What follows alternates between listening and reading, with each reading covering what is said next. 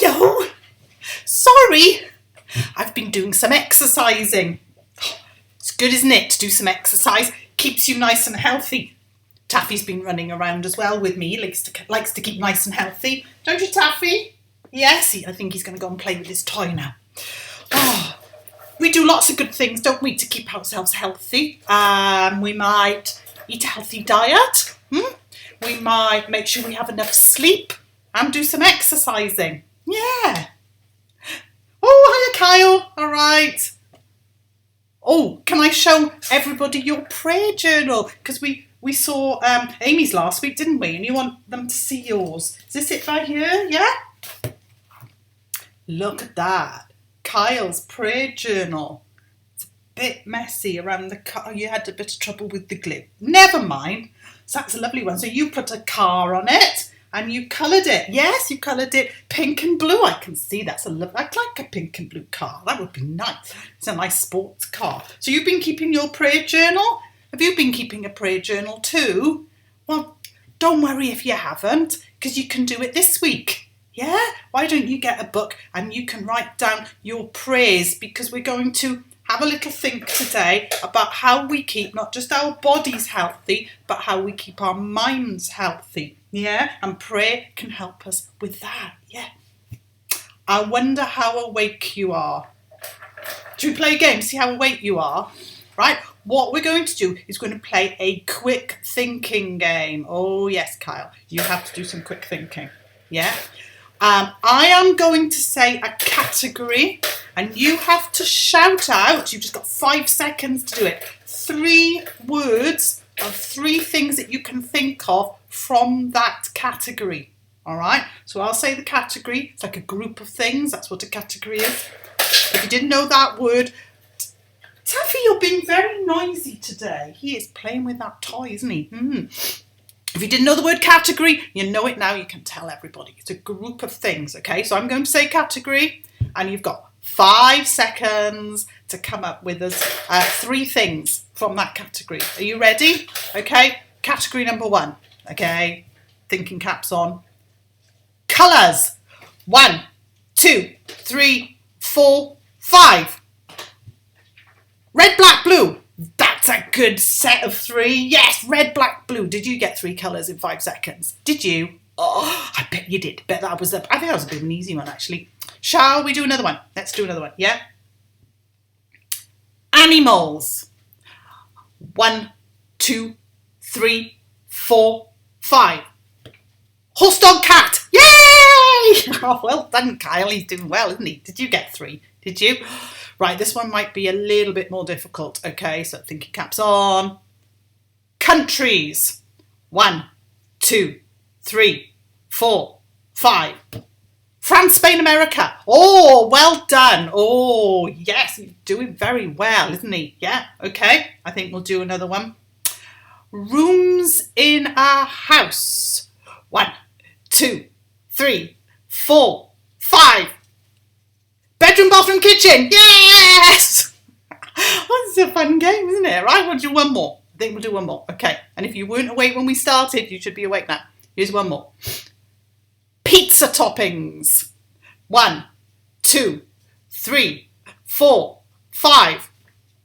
Cheese, tomato, yogurt. You put yogurt on pizza. Does anyone else put yogurt on pizza? No, they don't. Nobody puts yogurt on pizza. Yes, very funny.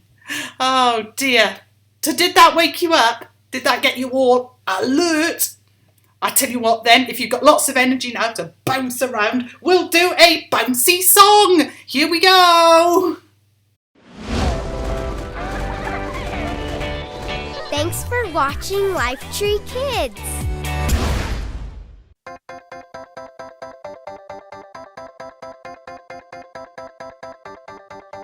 I'm feeling good in a crazy way. God's love changed me more than I can say.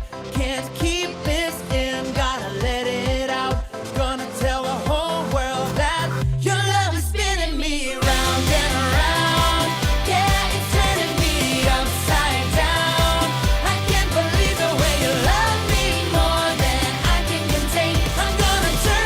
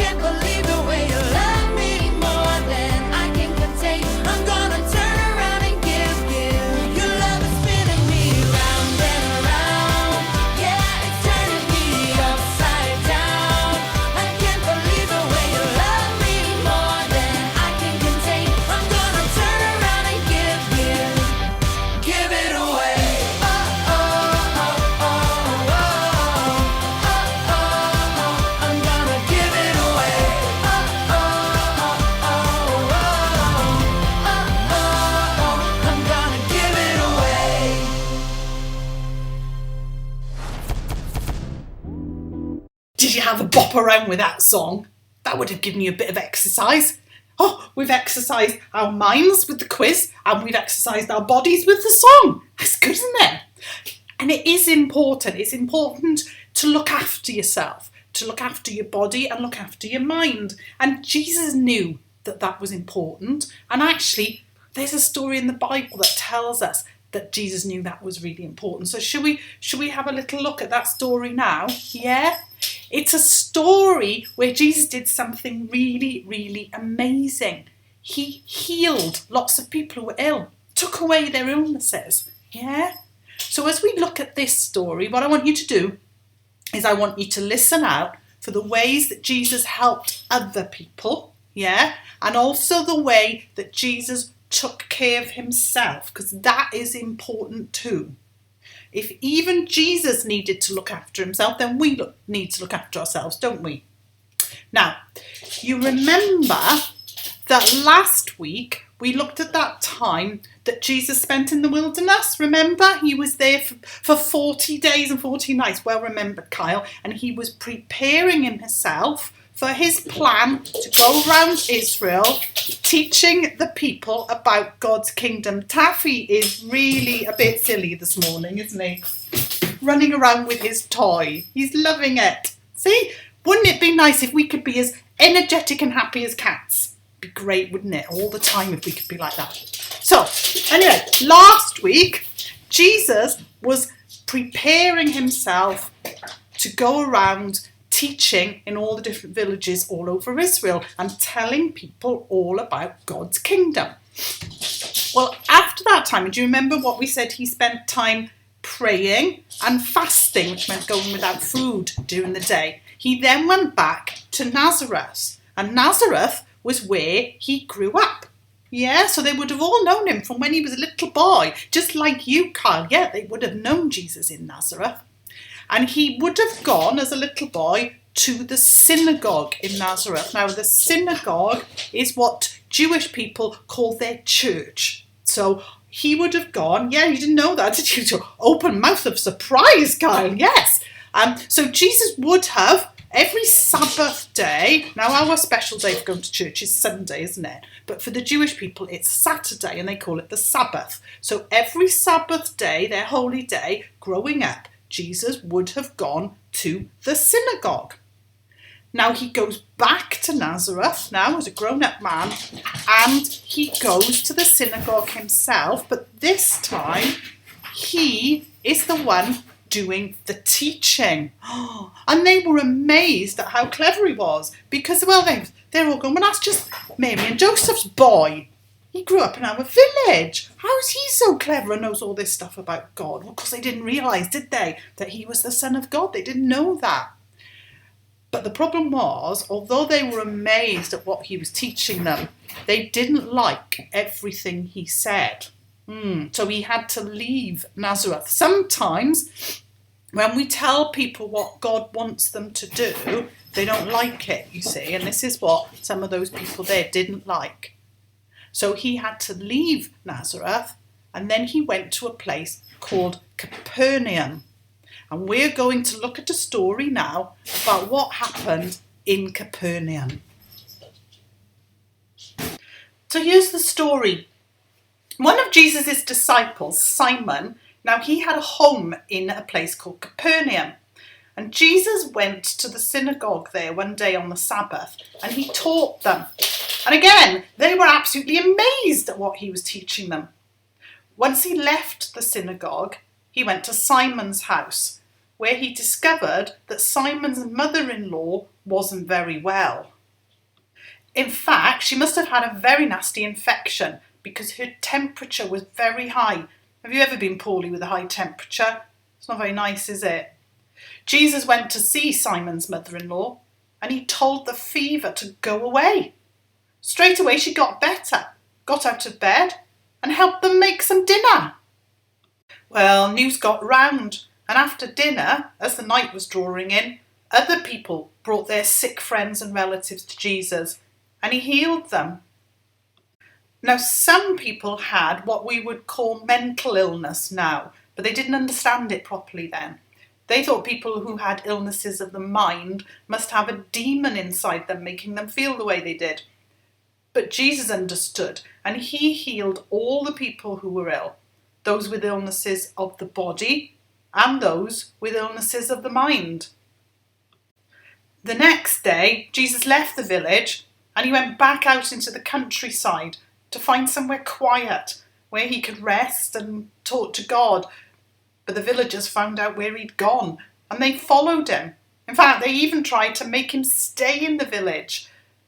But he told them that he needed to tell lots of people about God's good news of love, so he couldn't just stay in Capernaum.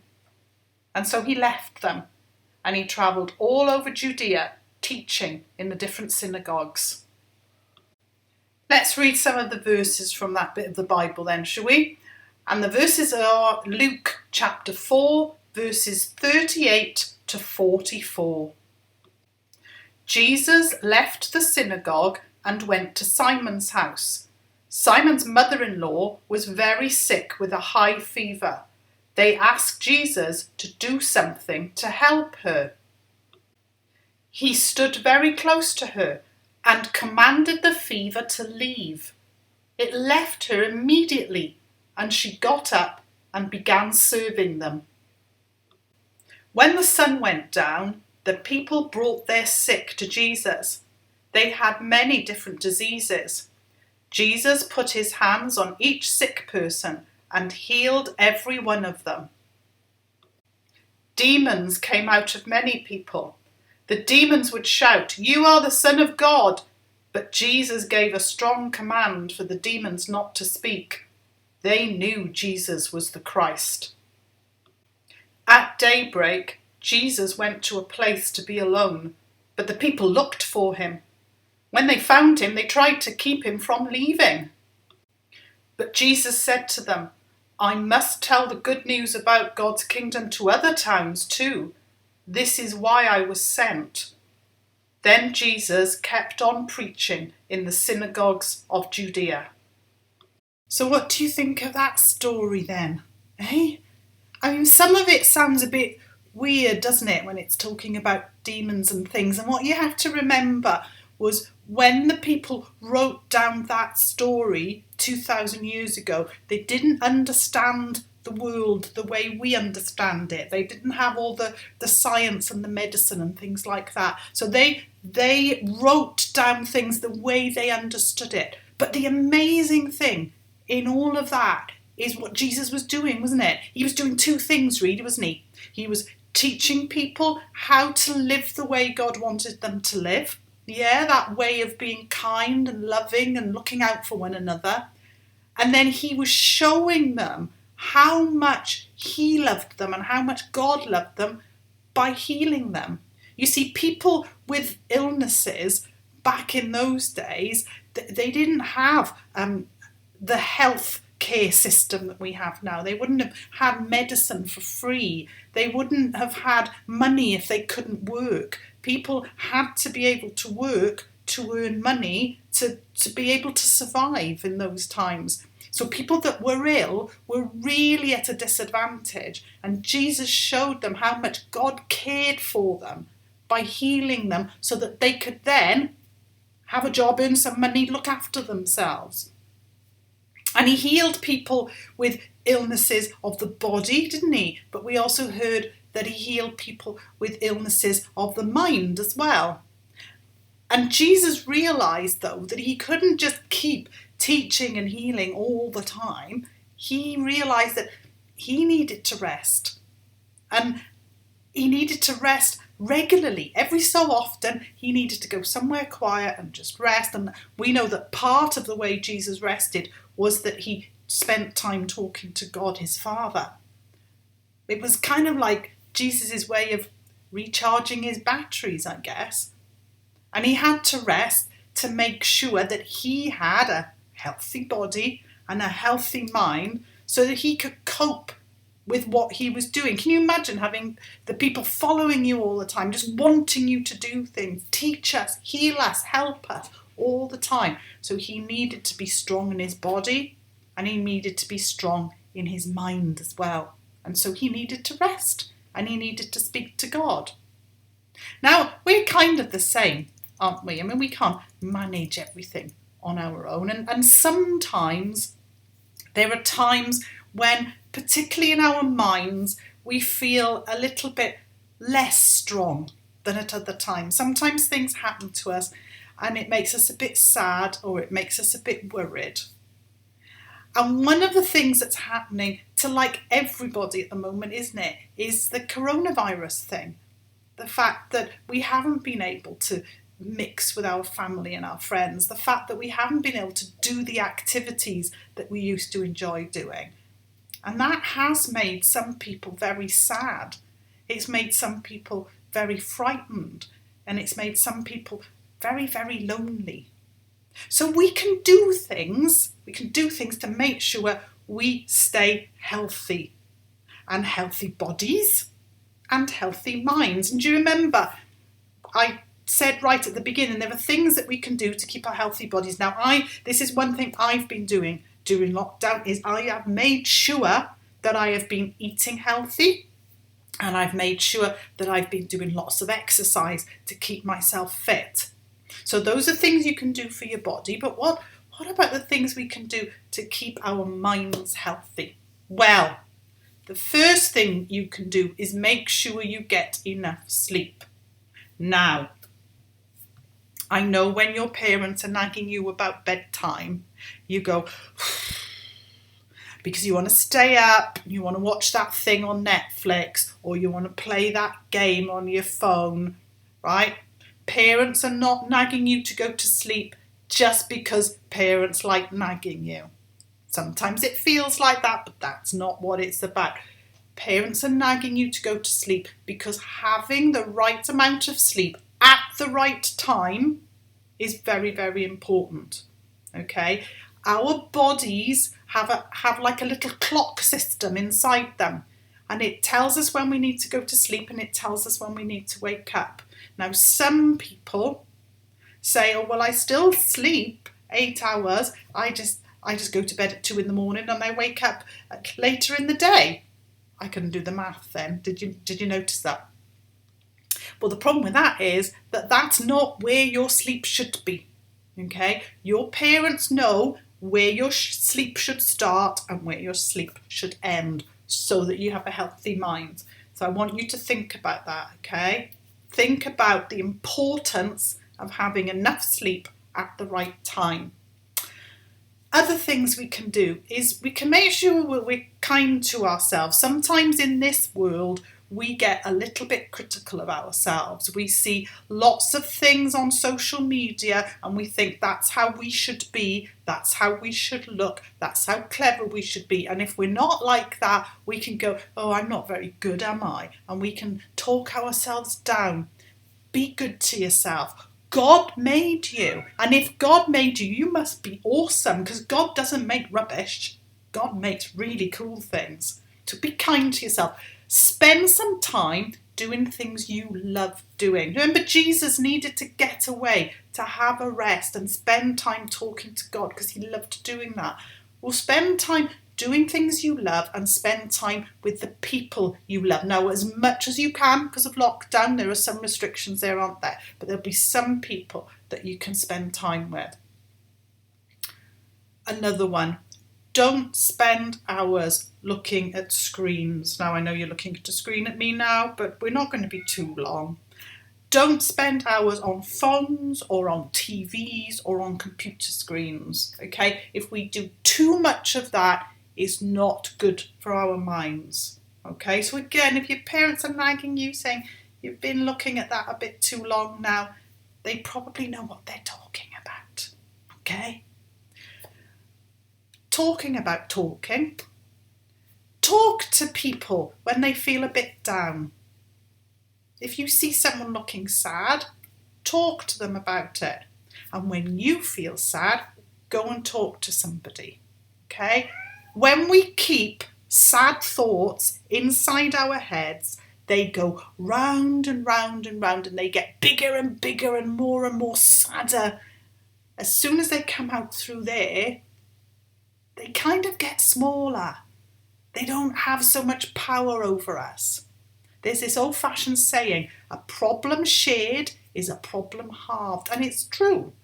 Once you talk about the sad thoughts or the worried thoughts you have in your head to somebody else, then they can help you with it, and it doesn't feel so much of a big thing. Okay? Do something good for somebody else. That can make you feel good. That can give you a nice feeling. Okay? So think of something that you could do to help somebody else this week. Make sure, now I know the weather's a bit at the moment, but make sure you are going outside. Okay? You're allowed to go outside to do some exercise. Do it. If you can go for a walk, go for a walk and look, right? I see so many people going for a walk, doing this, just looking at their phone. And when you look up and you see the wonderful things that God has made, it can make you feel happy, give you a healthy mind. So do that. Go for a walk and look around at what you see. What you can do sometimes is you can take a piece of paper and a pen, and you can decide before you go out, you're going to count how many red cars you see, or you're going to count how many people on bicycles you see, or you're going to draw pictures of the leaves on the trees that you see. So you can take an activity with you when you go out, but make sure you go outside sometimes. And finally, just like Jesus did, make sure you pray, right? We've had our prayer journals. There's Kyle's. Oh, I've still got Amy's because she left it by here. She's been doing it at the desk. There's Amy's and there's Kyle's, right?